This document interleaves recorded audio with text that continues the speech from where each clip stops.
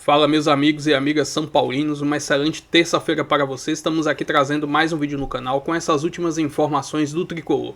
Estou trazendo um corte tanto da ESPN quanto do Sport TV, trazendo as últimas notícias, principalmente de mercado da bola. São Paulo ainda quer 3 reforços para essa janela. Se inscreva no canal, deixa seu like, sua opinião nos comentários e vamos para o vídeo. O Edu Afonso está conosco aqui também para atualizar o lado do Tricolor paulista, Edu, com o movimento aí na porta do CT também. É isso, Mari, tudo bem contigo? Bom dia ao Bruno, aos comentaristas, ao fã de esportes. Olha, bem mais tranquila essa semana do São Paulo, a vitória no Majestoso, claro, trouxe a tranquilidade necessária para o Hernan Crespo trabalhar para os 2 jogos da semana. O primeiro já é quarta-feira contra o Juventude. Vou dar só um detalhe, né? Previsão meteorológica para Caxias do Sul, na quarta-feira, na hora do jogo, 6 graus. Então, além de trabalhar o que vai fazer em campo, São Paulo tem que trabalhar como jogar nesta temperatura. E domingo tem o Fluminense, são as 2 próximas partidas para que o time possa se desvencilhar de vez da proximidade da zona de rebaixamento.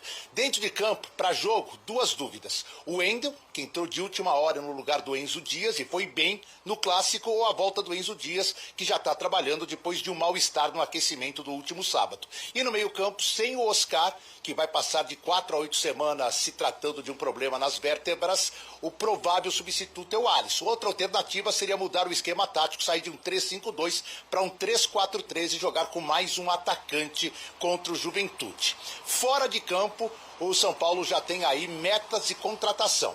Além de um lateral direito e de um zagueiro, também agora o São Paulo quer um jogador para o meio-campo, um meio-campista ofensivo. Por quê? Porque o Oscar vai demorar para voltar. Então, qual que é a lógica de um time sem grana?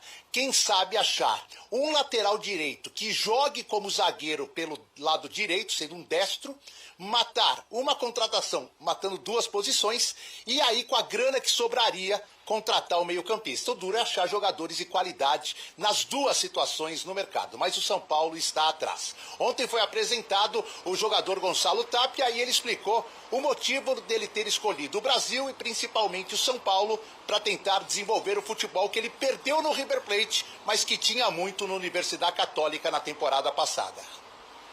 La verdad, lo que me motivó es venir a un equipo grande en Brasil, a San Pablo, que pelea por todo. Todas las competencias siempre va a estar ahí por el campeonato, que eso es lo más lindo. Y me motivó también el cuerpo técnico, todo el proyecto que tiene el club, todo lo que piensan de mí que puedo dar hacia el equipo. Así que nada, la verdad que muy contento de estar acá. Amanhã, último treino aqui no CT e viagem para o sul do país. Com você, Mari. 6 graus, então, para o São Paulo enfrentar o Juventude. Que coisa. Reforço chegando no São Paulo e a gente já está se acostumando no futebol brasileiro. Primeiro joga, depois é apresentado. O São Paulo faz muito isso. Até essa ordem mudou. Sempre. A gente acabou de ver uma reportagem, né, dos anos 90, né? O jogador era apresentado, depois ele jogava, agora essa ordem foi alterada. Estamos falando do Tapia, né, atacante chileno de 23 anos, que atuou no clássico contra o Corinthians, né, uma vitória importantíssima do São Paulo por 2-0 no Morumbi, e aí sendo apresentado com a camisa 14, muito nesse modelo que você citou, né, Joana? São Paulo sem poder bater de frente, né, com as altas cifras que outros times grandes do futebol brasileiro apresentam nesse momento, contrata, né, traz o jogador por empréstimo nesse momento para agregar o elenco que sofre com muitas baixas por lesões. Essa parte a gente tem que elogiar. A gente está falando de tantos clubes endividados, né? Olha o Corinthians, olha a situação do Corinthians. Aliás, convido a todos a olharem a página do Corinthians no GE. Globo. É só tragédia ali. É uma coisa pior do que a outra. Mas, enfim, voltando a focar no São Paulo, acho elogiável quando um clube tem noção que tem uma dívida e precisa equilibrar e vai com contratações que acompanhem essa realidade. Não só em contratação, o São Paulo também não tem essa questão de super salários. É claro que tem o Oscar, que tem uma questão diferente, o Lucas também, mas são exceções dentro de um elenco, e até o Oscar, parte do salário do Oscar é pago pelo próprio patrocinador, então é uma ação do patrocinador essa contratação. Agora, vamos lá, a importância do Gonçalo Tapia nesse momento. Não sei se me empolgo, eu espero estar errada, mas eu não sei se eu me empolgo. O Gonçalo Tapia é um jogador que apareceu aqui, quando eu falo aqui, é no nosso mercado, times brasileiros monitorando, depois de uma temporada que ele fez relativamente boa pela Universidade Católica. Foi campeão lá, inclusive com o técnico brasileiro, Thiago Nunes, que hoje está na LDU, mas estava lá. Inclusive o Thiago Nunes, que muda um pouco das características do Tapia, né? Porque ele é um jogador... Eu também assisti o DVD do Tapia, tá? Eu falei, hoje faz eu pra tô ver DVD impossível. hoje em dia, Joana? Na internet. Tem os DVDs não é online. DVD. Né? DVD é modo de dizer, né? Eu falei, bom, acompanha os jogos da Universidade Católica? Não. Então vamos ao DVD. Vamos ver que tipo de jogada. Ele é realmente... A maioria das jogadas da Universidade Católica são jogadas de velocidade. Ele é contratado pelo River Plate, até o Vitória, quando eu falei que mercado brasileiro, o Vitória queria contratar ele no final do ano. E o Carpini, eu lembro dele falar alguma coisa lá por dezembro de 2024, falar, olha... A gente está monitorando ele fez uma boa temporada pela Universidade Católica, mas a gente tem concorrência. E aí ele vai para o River Plate do Galhardo. Ele não jogou. Não jogou lá. Só. Exatamente, foi encostado. Ele também não está na seleção chilena. Ele recebeu uma convocação a outra quando era outro técnico ainda, quando era o Gareca, que nem é mais técnico. Mas assim, quando se falava, jogador da seleção chilena, médio. Ele não é um jogador frequente na seleção chilena. Então, o fato dele ter ficado encostado pelo Galhardo me preocupa muito. Então, é um jogador que vem com uma interrogação maior do que uma certeza. Entende o que eu tô falando? Sim. E por um time como o São Paulo, que tem perdido jogadores por lesão, a gente sempre vê o DM lotado, aí você vê jogadores importantíssimos machucados, aí eu tô falando do Lucas Moura, eu tô falando do Oscar, o Lucas Ferreira tá machucado, Rian Francisco tá machucado, Matheus Alves já foi vendido. Você trouxe um jogador que está mais com cara de compor elenco e precisa ainda ser desenvolvido do que um jogador que vem para ser uma solução. O São Paulo contratou o Cédric Soares, que também era uma baita interrogação, né? Porque vinha um ano sem jogar e virou titular do time. Pode dar certo, mas eu olho assim e falo, vai resolver como?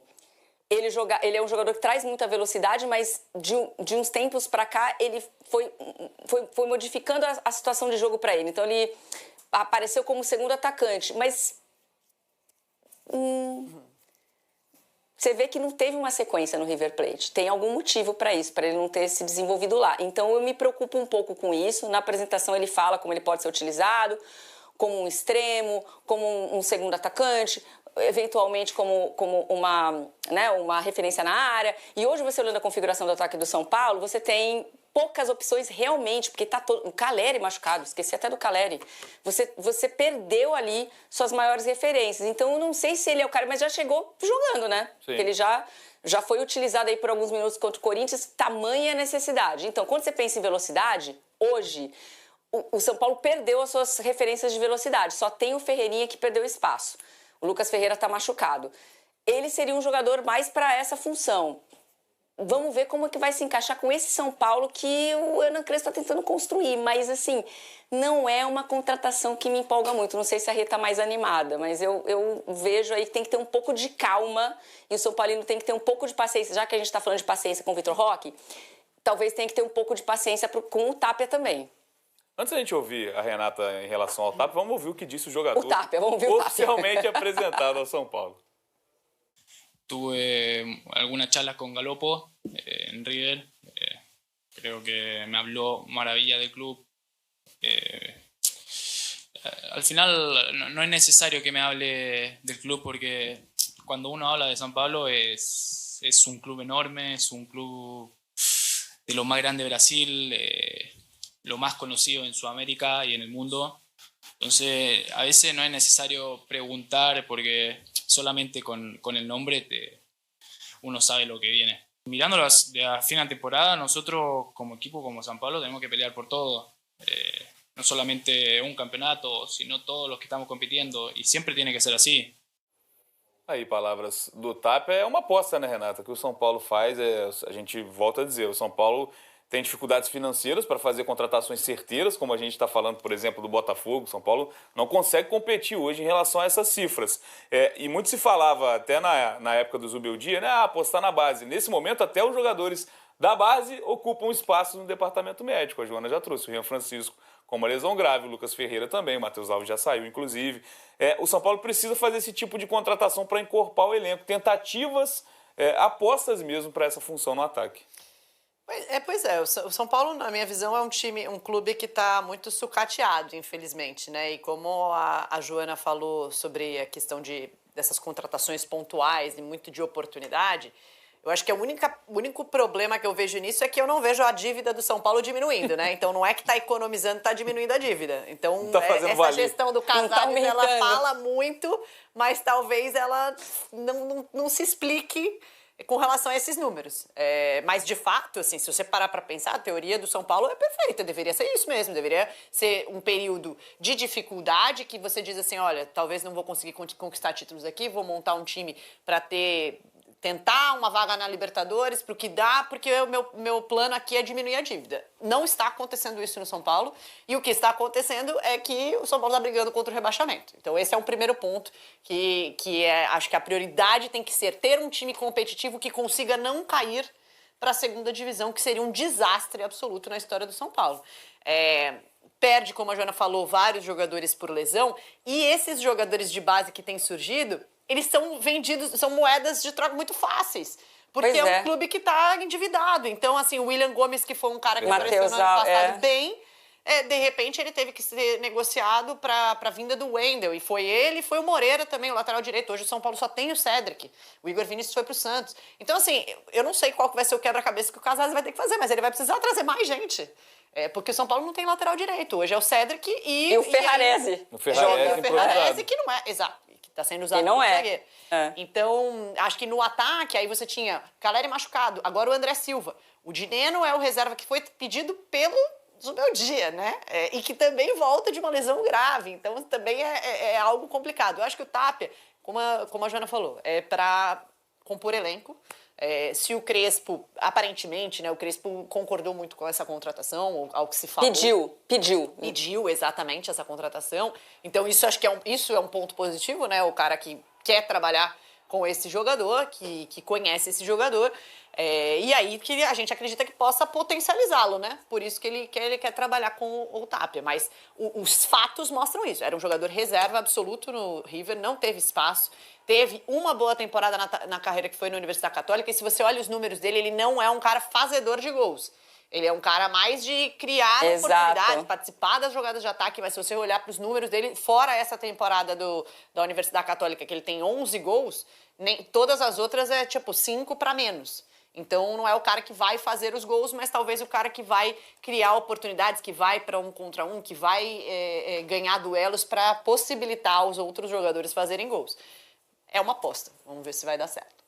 É isso, uma aposta do São Paulo, então, e mostrando a urgência, né, necessidade, que já entrou em campo, já fez a estreia no Clássico contra o Corinthians no último fim de semana. O São Paulo tem pela frente, então, Juventude na próxima quinta-feira. Joana, tamo junto, hein? Até a próxima aqui. Vou trazer aqui mais algumas informações do próximo adversário do Tricolor, que é a equipe do Juventude. Mas como podemos ver aqui na tabela atualizada, o São Paulo está na 14ª colocação do campeonato com 16 pontos. Já a equipe do Juventude é a 18ª do campeonato com apenas 11 pontos. Estou trazendo um recorte aqui das últimas 5 partidas da equipe do Juventude. Eles perderam 3 jogos, 1 vitória e 1 empate. Perderam inclusive de goleada para a equipe do Cruzeiro neste domingo pelo placar de 4-0. Ou seja, é uma equipe que está tendo muita dificuldade no Campeonato Brasileiro. E o São Paulo, com um elenco melhor, com um time mais qualificado, necessita sim de uma vitória para também se distanciar dali da zona de rebaixamento. Como podemos ver aqui na imagem, os últimos 5 jogos entre Juventude e São Paulo foram 2 vitórias do São Paulo, 2 empates e 1 vitória da equipe do Juventude. Enfim, essas foram algumas das informações aí desse jogo de quinta-feira às 19 horas. Se inscreva no canal, deixa seu like, sua opinião aí nos comentários e até o próximo vídeo. Valeu!